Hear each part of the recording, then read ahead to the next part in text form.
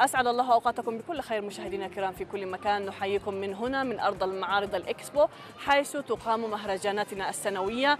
نحن معكم اليوم وتغطية خاصة بمناسبة مهرجان إريتريا لعام 2026. كما نعلم جميعا مهرجان إريتريا دائما يضم العديد من الفعاليات الفنية والثقافية والتراثية وأيضا الاجتماعية التي تعكس هويتنا وثقافتنا الإريترية. نحن معكم وجولة وتغطية خاصة بهذه المناسبة. سنقدم لكم القليل مما يقدمه هذا المهرجان، لأن هذا المهرجان كبير وواسع جدا ولا يمكن تغطيته في خلال دقائق، فلهذا سنحاول أن نريكم المحتوى الأساسي لهذا المهرجان. مهرجان هذا العام مهرجان عام 2026 وقتا ممتعا نتمناه لكم مع حلقتنا اليوم.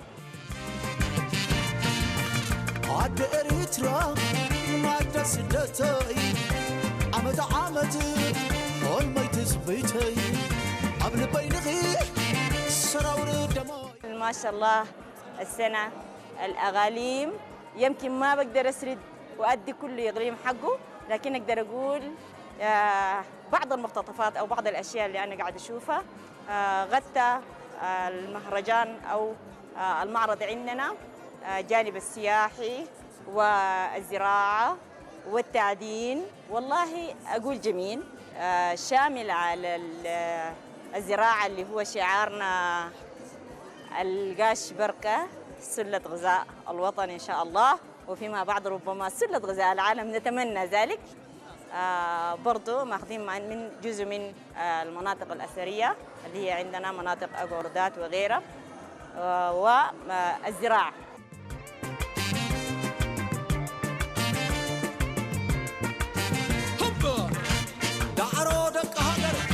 وعلى طعم مغري من النت زقهدت ناي حزبنا. واللفتة الحلوة والبارعة والهدف منا أساساً بنتمناه أو بنترجاه كنا اللي هي زيارة الأطفال. الأسر كلهم بيكون معاهم أبنائهم. لفتة حلوة، الرسالة بنوصلها للطفل مع الشيء اللي أخذه في المدرسة، مع المحتوى اللي عنده من البيت أو من المعلومات اللي بيلقاها من الأسرة أو من المجتمع. بيجي يلقى الأشياء بالصورة قدامه، بيحكوها له ناس من نفس المكان. تقريبا شيء جميل جدا جدا. أكثر حاجة يعني عجبتني إنه اللي هي زيارة الأطفال، وفي بعض الأطفال كمان بيسألوا أسئلة ما شاء الله عليهم، يعني ربنا يحفظهم ويخليهم.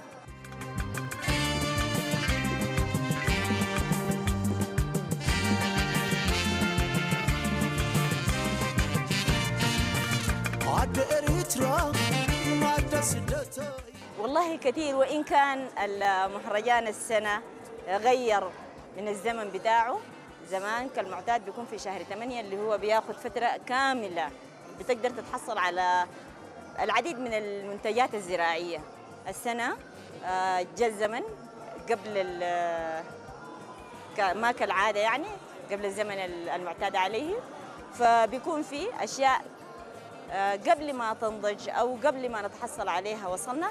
لكن بالرغم من هذا كله يعني الحمد لله بشوف المهرجان إنه مغطي جناح كبير، مغطي أشياء عظيمة وأشياء مفيدة.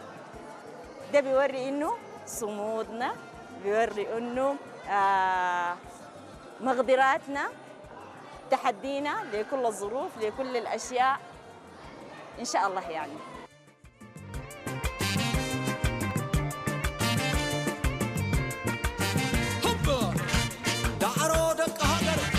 وعلى طعم مغري من النت زقهدت ناي حزبنا كبري دسيات ناي نازلت شعوان قدلي أنا كوزير مدت والله ما قمت مالي.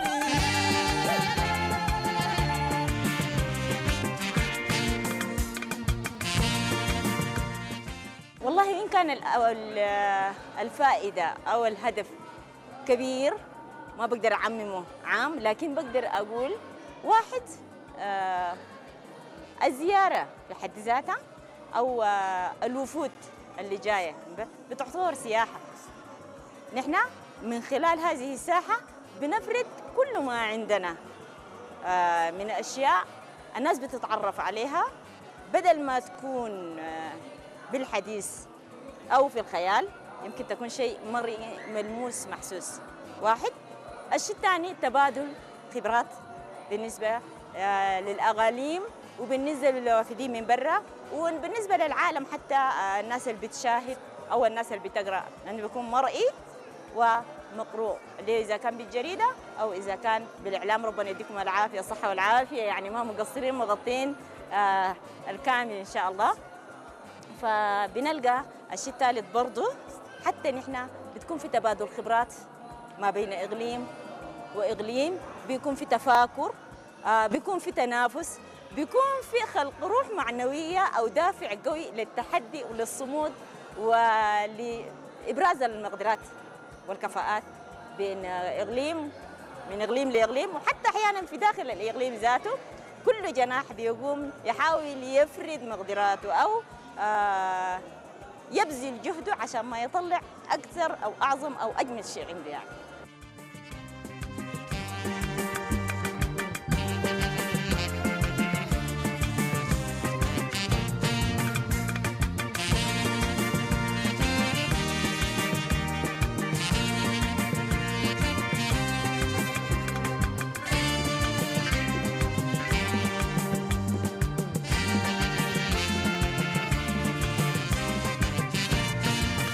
عد إريترا ما دسدتي عمد عمد هون ما يتزبيتي قبل بينغي سراور دماي ما تزعرني بزلو عقمي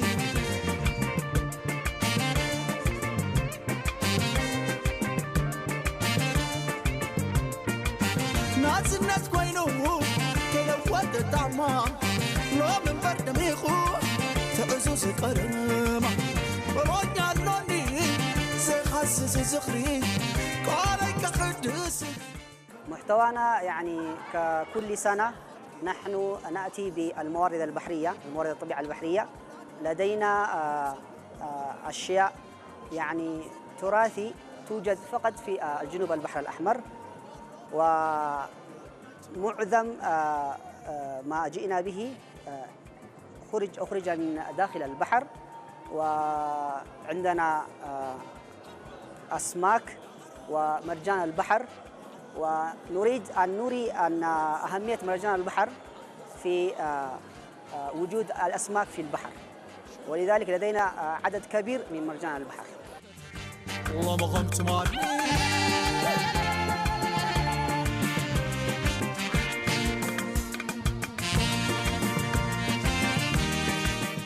أيوة، لدينا تطور في السنة هذه أضفنا الموارد الطبيعية من الأرض، يعني موارد كالأشجار التمر وأشجار العكات وأشجار غابة.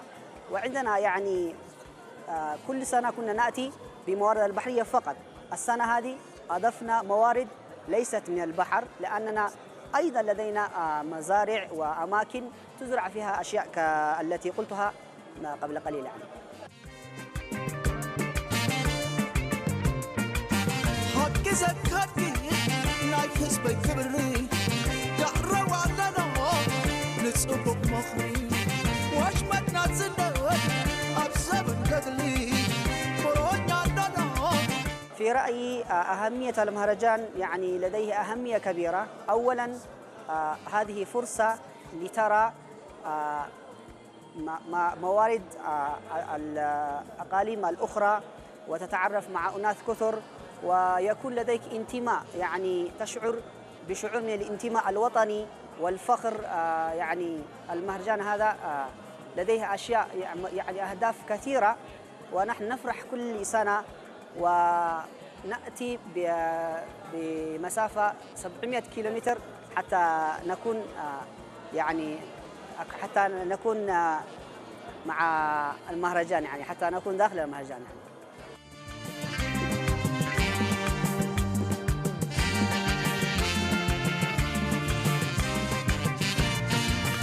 عد إريترا ما دسدتي عمد تمام. أولاً الشعب الإريتري لدينا نحن بحر طويل وبحرنا بحر ثري بكل معنى الكلمة، لكن معظم الناس لا تعرف. مثلا الأسماك تؤكل في المكان يعني اللي فيها بحار، يعني في شمال البحر الأحمر وجنوب البحر الأحمر. وأما الأماكن الثانية ليس لديهم وعي عن الموارد البحرية الموجودة في إريتريا، وليس لديهم وعي عن مدى ثروة البحر الأحمر. لذلك نحن نأتي كل سنة حتى نري كم أن البحر الأحمر ثري جدا.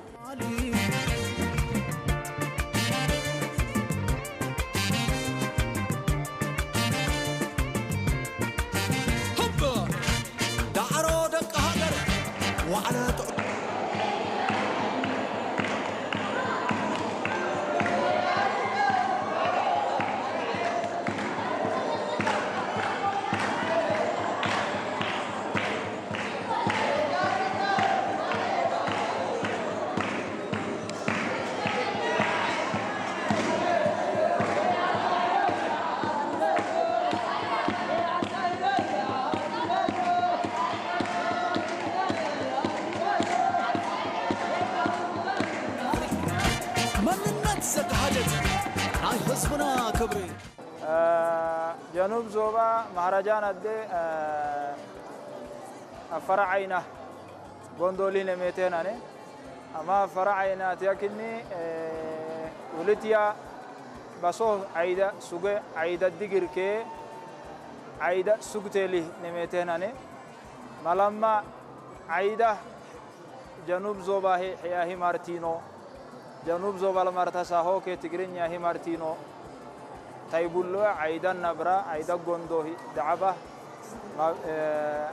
عيدا عرواكي عيدا نوالي كابني هناني اما يبالي سوغته باسو نينو نابو بابا ينين مكوغارو لي نميتهنان اوسا افتعب كبشني هناني نابو ابا يكونين نابا ينين عدر دليلي اكن كرعتو طبعا أمة باتينم أول نحيا باتينم كوغارولي أفتعب بالين ميتيناني مفرّا من بلاكني جنوب زوباهي دوداهي أيكاري يشرح من بلاك بشنيهناني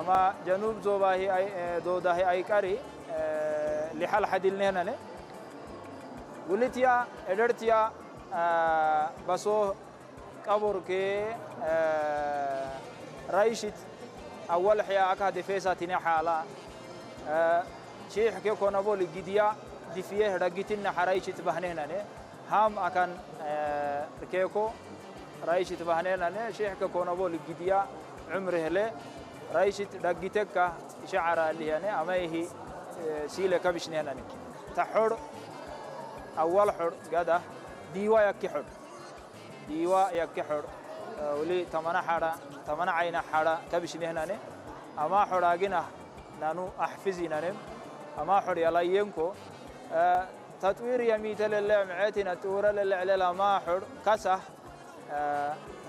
هي أمة نفع عدك هساكه ومن حكمنا مري أكه إلا كيخدميني كه أما يكو بيني ديوا كسه وقتارحها ديوا أما يكو كبك هيشانا كه أما هي نفعت دي أكه هساكه دون حرياني أما حر هي دعبها ليل شرح كبشني هلني ملامتيا حر منجي يعني بارو دورا أنا نمي دعبكو منجو حر ما شاء الله كني حر منجي يعني مي دعبكو ليل حنبوبة من عين حنبوبة أميتي تاني ومن عين حنبوبة تميتك الدليل ديدالا منجتان برضو ديدال دويتا ديدال دنبتا حيا ليلا منجتان أما قد ديدال الدعبة بسكا الدعبة بسكا كبشني هناني بسكا كديدال هي نفع تي الدبان حول أي موعو كلم يشرح برنامج كبشني هناني مفرة جنوب زوبالي أوروبا إلو أول تاريخيا در مداكو نمت نبوب نرالتو يا نو سجوسة إلاو تام فنا نبره نحفظه كبتين هنا إلاو كبش نهنا ما تمنع عينة كم إلاو كبش نهنا أدوح الحديل نهنا عتيرة ولا هاي نهنا بيشي تلا هاي نهنا عديلو كتايتم ليلولا هاي نهنا أدوح عينة تمنع إلاو هي عينة كبش نهنا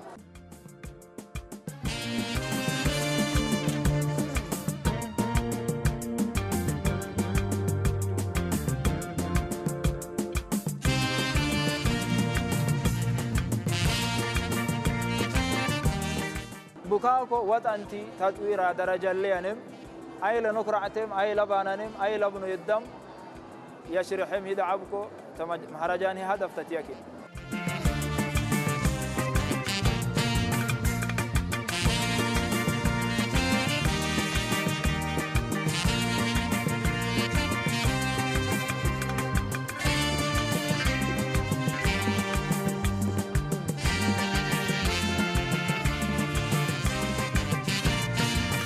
عد إريترا ما تسدتي عمد هول ما يتزبيتي قبل بينغي سراور دماي ما تعرني بزلو عقمي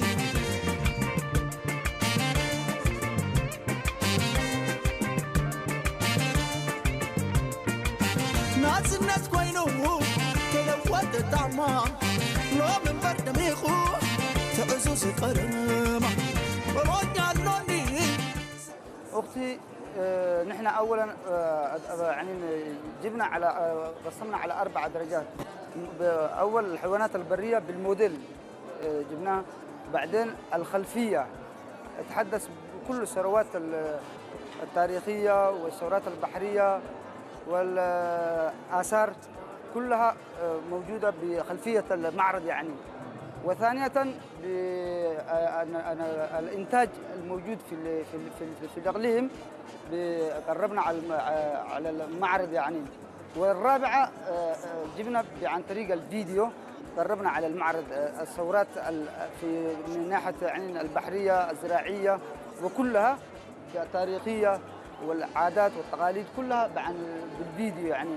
قربنا للشعب الذي يشاهد هذه المعرض يعني.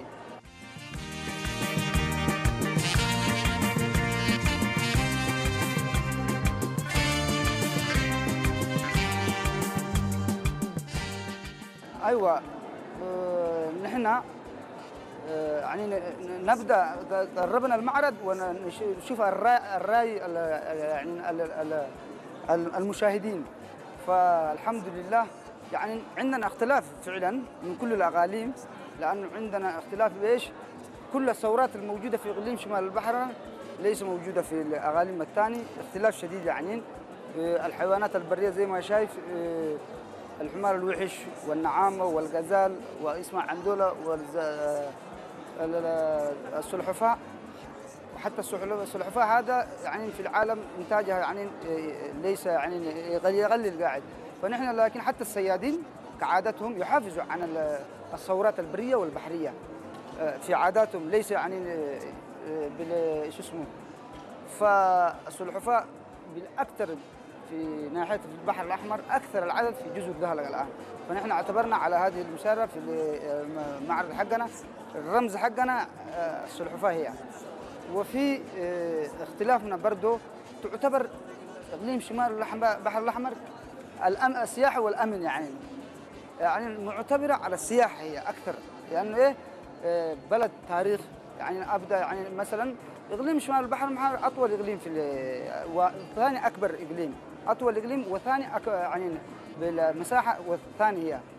فعندها أكثر من 11 مديرية وواحدة ميناء كبيرة يعني. أيوة ومطار كبير، وعندها يعني 10 مراسي يعني. فهذه الطريقة اختلاف شديد عندنا مع الأقاليم الثانية يعني.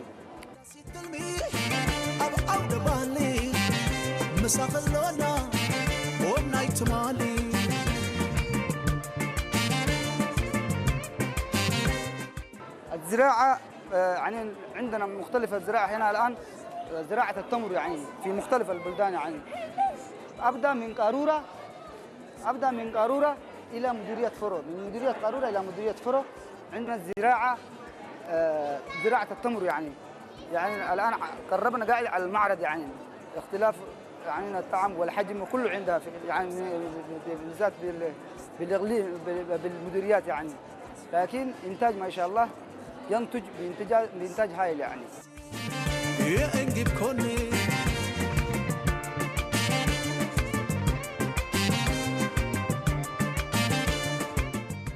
مشاهدينا الكرام، كنا معكم من هنا من أرض المعارض الإكسبو، حيث يقام مهرجان إريتريا لعام 2026. حاولنا أن نقدم لكم القليل من العروض الكثيرة التي تقدم هنا بمناسبة هذا المهرجان، تلك العروض التي تعكس الهوية والوحدة والوئام الذي يعيش فيه الشعب الإريتري. وكما ترون هنا من خلفي الزوار يصلون إلى هنا لمتابعة مهرجان إريتريا لعام 2026 عن قرب وعن كسب. وبهذه المناسبة ندعو الجميع لزيارة أرض المعارض الإكسبو ومتابعة هذا المهرجان، مهرجان عام 2026. إلى جديد اللقيا بكم إن شاء الله في الحلقات المقبلة. تقبلوا تحياتي سعاد صالح وتحيات المصور داويد قبر آب، وأيضا تحيات المنتج اسمد هاني زكارياس. إلى اللقاء.